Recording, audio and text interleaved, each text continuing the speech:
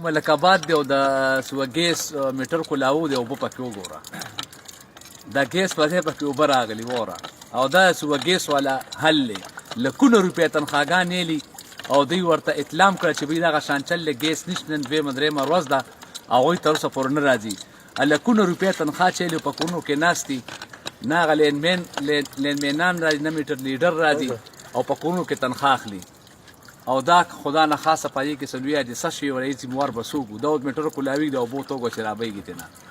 دا ملک آباد دا وګوره میټر هم د اوبو ډک دی د ګیس او دا وګوره میټر هم د اوبو ډک دی دا وګوره د اوبو ته وګوره وایي داسې یخې اوبه شي دا وګوره دا زمونږ د نوښار د سوګیس چې کوم دی کارنامه ده دا وګورئ ښه دا وګورئ دا میټر دی او دا سوګیس میټر دا وګورئ د اوبو ته وګورئ دا وګوره دا سوګیس میټر کې اوبه راغلي وورئ شاباس محکمې سوګیس نوشیره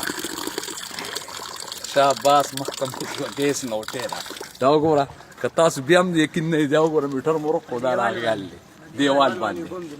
او دیوال باندې دا اوبه هم راغلي